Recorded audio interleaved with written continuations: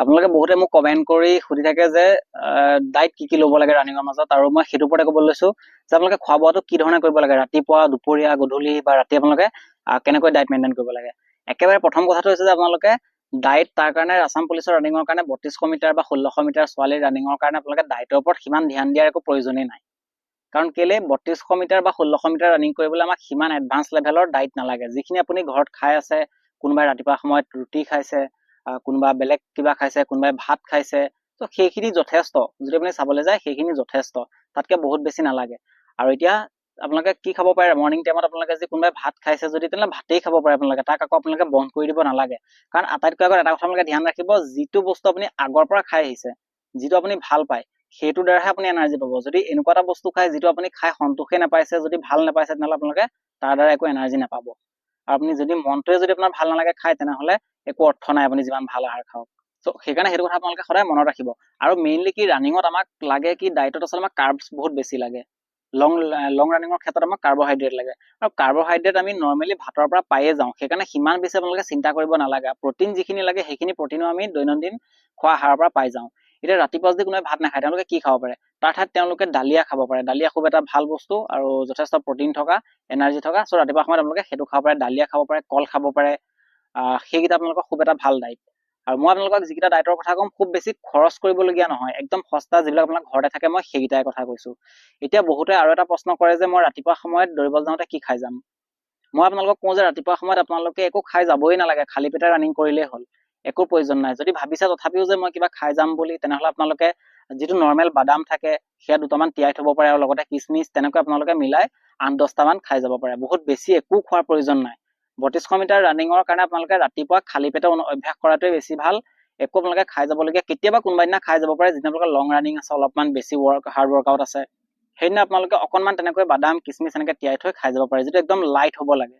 যদি বেছি গধুৰকৈ খাই লয়, তেনেহ'লে কিন্তু আপোনালোকৰ পেটত খুচি ধৰিব পাৰে বা সমস্যা হ'ব পাৰে, ৰানিঙত প্ৰব্লেম হ'ব। সেইকাৰণে একদম লাইট হ'ব লাগে, তেনেকৈ আপোনালোকে খাই যাব পাৰে। আৰু যেতিয়া আপোনালোকৰ ৰানিং কৰি হৈ যায়, তেতিয়া আপোনালোকে কিছু সময় ৰৈ পেলাই আধা লিটাৰমান কমচে কম আপোনালোকে পানী খাব। চ' সেইটো কথা সদায় ধ্যান ৰাখিব। কেতিয়াও আপোনালোকে এনেকৈ পানী নোখোৱাকৈ নাথাকিব, কাৰণ আমাক যদি ডিহাইড্ৰেশ্যনটো হৈছে আটাইতকৈ ডাঙৰ সমস্যা। ডিহাইড্ৰেশ্যন হৈ গ'লে আপোনালোকৰ ৰানিঙো বেয়া হৈ যাব পাৰে আৰু যথেষ্টখিনি শৰীৰত সমস্যা দিব। সেইকাৰণে কেতিয়াও আপোনালোকে সদায় হাইড্ৰেশ্যন কৰি ৰাখিব নিজৰ শৰীৰটোক। লগতে যদি আপোনালোকে ৰানিঙৰ পিছত নেমু চৰবতো খাই, যথেষ্ট এটা ভাল।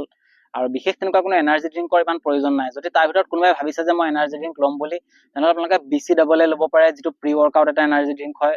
ৱৰ্কআউটৰ মাজত আপোনালোকে খাব পাৰে। আৰু লগতে আপোনালোকৰ আইচটনিক বুলি এটা আছে, সেইটো ল'ব পাৰে। আৰু সেয়া হৈছে ৰাতিপুৱাৰ সময়ত, সেয়া যথেষ্ট। আৰু যিসকলে ৰাতিপুৱাতে যদি ভাত খায়, ত' তেওঁলোকে খাব পাৰে ঘৰৰ ভাত, শাক পাচলি, দাইল, সেয়া যথেষ্ট। বাকী আহিলে দুপৰীয়া আহাৰলৈ, দুপৰীয়া আমি ভাত খাবই লাগিব, সেইটো আমাৰ আগৰে অভ্যাস। আৰু যিটো জেগাত যিটো চলি থাকে, চাওক এতিয়া কোনোবাই যদি আপোনালোকক কয় যে বেলেগ কাণ্ট্ৰিত বা বেলেগ ৰাজ্যত যদি কোনোবাই ৰুটি খায়, ভাত নাখায়, সেইটো তেওঁলোকে আগৰ পৰা তেনেকৈ খাই আহিছে। চ' সেইটো তেওঁলোকৰ সেই ধৰণে শ্বুট কৰিছে শৰীৰত।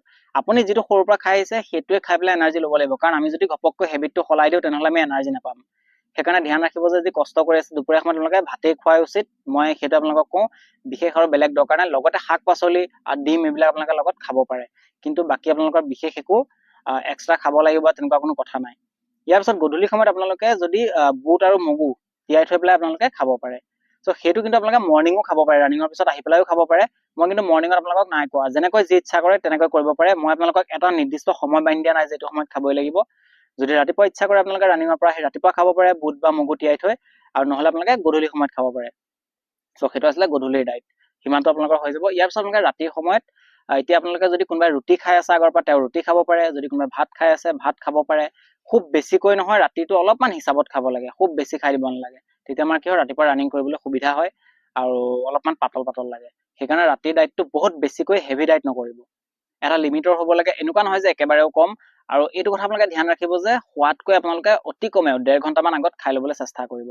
যদি আপোনালোকে 10টা বজাত শুইছে, তেনেহ'লে আপোনালোকে চেষ্টা কৰিব যাতে 8টাৰ পৰা 8:30মান বজাৰ ভিতৰত খাব পাৰে, বা 9টা বজাৰ আগলৈকে হ'লেও খাবলৈ চেষ্টা কৰিব।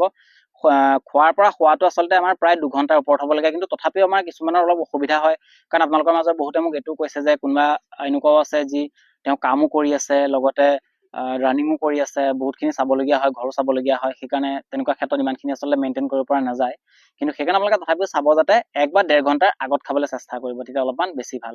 চ' এইকেইটাই। আৰু লগতে আপোনালোকে বহুতে কয় যে মাছ মাংস খাব পাৰি নে, চ' খাব পাৰে, তেনেকুৱা কোনো ডাঙৰ কথা নহয়। কিন্তু আপোনালোকে যিমানখিনি মই ডাইট ক'লো, এই বস্তুটো আপোনালোকে ধ্যান ৰাখিব যে তাত তেল মছলাৰ পৰিমাণ যাতে একদম কম থাকে, সেইটো আটাইতকৈ ডাঙৰ কথা। আৰু যিমান পাৰে ফ্ৰেছ শাক পাচলি খাবলৈ চেষ্টা কৰিব, আৰু তেল মছলা যাতে একেবাৰে কম থাকে। এয়াই হৈছে এটা ভাল ডাইট, তাতকৈ বেছি আপোনালোকক ডাইটৰ একো প্ৰয়োজন নাই।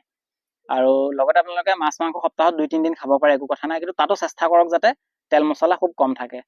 আৰু লগতে আপোনালোকে যে এক্সট্ৰা কোনোবাই খাম বুলি ভাবিছে, তেনেহ'লে আপোনালোকে একোটাকৈ মাল্টিভিটামিন টেবলেট ডেইলি খাব পাৰে। আৰু তাতকৈ বেছি বোধ কৰোঁ আপোনালোকক একো প্ৰয়োজন নাই পাৰফৰ্মেঞ্চৰ কাৰণে। যদি কাৰোবাৰ দুৰ্বল যেন লাগিছে, সেইবিলাক আপোনালোকৰ মনৰ ভাৱ। ইমানখিনি ডাইটৰ পিছত আপোনালোকে একো দুৰ্বল যেন নালাগে 32 মিটাৰ ট্ৰেইনিঙৰ কাৰণে। একেবাৰে আপোনালোকে ধুনীয়াকৈ অনুশীলন কৰিব পাৰিব। ল'ৰাই চেষ্টা কৰিলে 11 মিনিট 10.5 মিনিটত দৌৰিব পাৰিব, ছোৱালীয়েও চেষ্টা কৰিলে 5 মিনিট 5.5 মিনিটত দৌৰিব পাৰিব, ইমানখিনি ডাইট ফ'ল' কৰি। তাতকৈও কম আনিব পাৰিব। কাৰণ ময়ো যিহেতু ৰানিং খেলোঁ আৰু মই ষ্টেটত গ'ল্ড মেডেল পাইছিলোঁ, আৰু মই একো ছাপ্লিমেণ্ট লোৱা নাই, যিখিনি আপোনালোকক ক'লো মই সেইখিনিয়ে খাইছিলোঁ। আৰু লগতে মই আৰু এটা বস্তু থাকি গৈছে, আপোনালোকে গাখীৰ খাব পাৰে এগিলাচকৈ, গধূলি সময়তো খাব পাৰে, ৰাতিপুৱা সময়তো খাব পাৰে, যিটো সময়ত আপোনালোকৰ সুবিধা হয় সেইটো সময়ত খাব পাৰে। চ' আপোনালোকে মিলাই ল'ব। খাবই যে লাগিব সেইটো কম্পালচৰি নহয়, যিখিনি মই ক'লো সেইখিনিয়ে যথেষ্ট, সেইখিনি ভিতৰত আপোনালোকে মিলাই ল'ব। আৰু এইটো চেষ্টা কৰিব যাতে কমটি দামতে যেন আপোনালোকে খাব পাৰে। বাদাম আৰু আপোনালোকৰ কিচমিচ বহুত বেছি নহয়, 150 পৰা 200 টকা কেজি আপোনালোকে পাই যাব, যিটো নৰ্মেল বাদাম। মই যিটো আলমণ্ডছৰ কথা কোৱা নাই, যিটো নৰ্মেল বাদাম আছে সেইটো আপোনালোকে আনিব পাৰে। 200, 150 টকা, 160, 170 মানৰ কেজি পাই যায়। তো আপোনালোকে যে আধা কেজিও আনিলেও আপোনালোকৰ যথেষ্ট দিন যাব। সেইকাৰণে এইকেইটা যথেষ্ট ভাল ডাইট, আৰু কোনো ছাপ্লিমেণ্টৰ কথা আপোনালোকে চিন্তাই কৰিব নালাগে। কেতিয়াবা আপোনালোকে মাজে সময়ত 2 এটা কেলচিয়ামৰ টেবলেট ল'ব পাৰে, মাহেকত কেতিয়াবা 10 দিনমান। আৰু লগতে একোটাকৈ ডেইলি মাল্টিভিটামিন ল'ব পাৰে যদি ইচ্ছা কৰে, সেইটো নল'লেও আপত্তি নাই। কিন্তু যদি ভাবিছে কোনোবা অলপমান মোৰ আৰু অকণমান ৰিকভাৰী ভাল লাগে, তেতিয়াহ'লে আপোনালোকে ল'ব পাৰে। আশা কৰিছোঁ আপোনালোকে ডাইটৰ বিষয়ে এতিয়া নিশ্চয় বুজি পাইছে। আৰু যদি আপোনালোকৰ কিবা কুৱেশ্যন আছে তেনেহ'লে মোক কমেণ্ট কৰি সুধিব পাৰে। যদি ভিডিঅ'টো চাই ভাল লাগিলে তেনেহ'লে লাইক কৰিব, লগতে লগৰ সকলোকে শ্বেয়াৰ কৰি দিব। যদি প্ৰথমবাৰ আমাৰ চেনেললৈ আহিছে তেনেহ'লে চেনেলটো ছাবস্ক্ৰাইব কৰি নটিফিকেশ্যন বেলটো অন কৰি ল'বলৈ নাপাহৰিব। লগ পাম আকৌ নেক্সট ভিডিঅ'ত। জয় আই অসম।